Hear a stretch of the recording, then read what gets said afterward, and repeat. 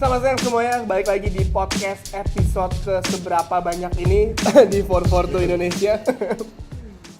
Biasanya kita ada mukminnya sama Hendra, tapi sekarang dia lagi sibuk ngojek payung. Jadi oleh karena itu saya gantikan untuk sementara, dan kali ini kita coba berdua. Ada saya editor dari 442 dan juga rekan saya editor dari 442 Indonesia, Eki. Saya Tio Utomo, dan hari ini kita akan ngebahas satu soal pembahasan yang menurut saya lagi hits banget, yaitu El Clasico. Oh, gue kira mau ngomongin drama Korea. Enggak, gue kira gue mau ngomongin makanan di Shake Me Up yang enak banget ini, ya kan? Kita habis pesan hotdog nih barusan. Jadi kita sekarang di Shake Me Up juga, dan El Clasico semalam. Oke. Gua emang nggak nonton whole pertandingan, tapi menurut gua pas gua lihat skor akhir itu ada satu kejutan yang sangat luar biasa, di mana Madrid mengalahkan Barcelona di Camp Nou. Itu adalah sebuah keajaiban, salah satu keajaiban dunia masa kini, yang dimana biasanya Madrid selalu dibantai sama Barcelona di Camp Nou. Apalagi kalau kita ngeliat di klasmen, mereka jaraknya jauh banget, Ih. 10 poin main sebelum pertandingan. Ini mah bercandaan aja sih sebenarnya. Harusnya sih kalau ngeliat dua tim ini harusnya secara di atas kertas harusnya Barcelona menang lah, istilahnya menang gampang malah kan harusnya, tapi ternyata bisa menang. Oke, ada beberapa hal yang mungkin yang kita bisa bahas. Yang pertama mungkin golnya Karim Benzema. Setelah Benzema kena kasus nggak enak itulah ya, dia akhirnya mencetak gol yang overhead kick. Menurut gimana Ki? Apakah ini emang dia kayak Benzema kayak, wah gila gue nih bisa balik lagi jadi striker hebat dunia gitu? Dia emang masih striker hebat sih, walaupun mungkin kalau kebanyakan mungkin ada unsur bahwa orang-orang di Real Madrid ini sebenarnya selama ini nggak bisa mainin dia dengan optimal gitu. Kayak waktu pas dia zaman Ancelotti, dia luar biasa banget. Dia bukan cuma nyetak gol, dia bikin assist bahkan kan. Dan tapi semusim terakhir mungkin dia agak hilang, apalagi ada kasus, tapi ternyata kemarin bisa nyetak gol, walaupun mungkin ada unsur lakinya karena umpannya Toni Kroos ya kena kakinya salah satu pemain.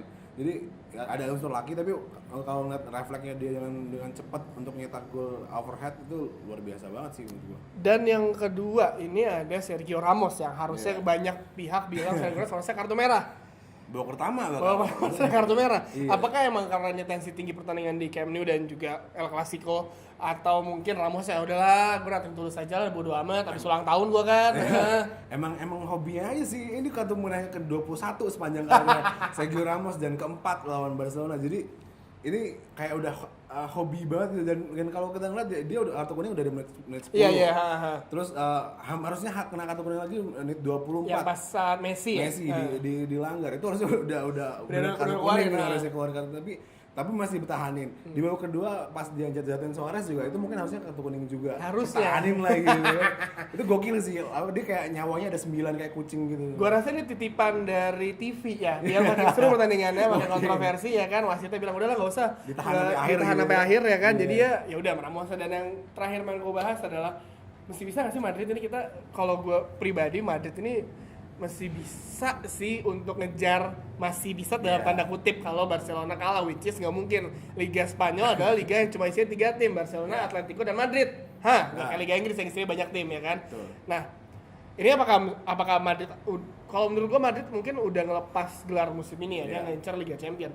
La Liga dilepas dan dia fokus ke Liga Champion, karena udah nggak mungkin juga ngejar Barcelona ya, walaupun yang terdekat Atletico lah. Iya. Jadi dan menurut gue juga secara poin memang ada 7 poin kan sekarang. Selisihnya ada 7 pertandingan lagi kalau gua nggak salah.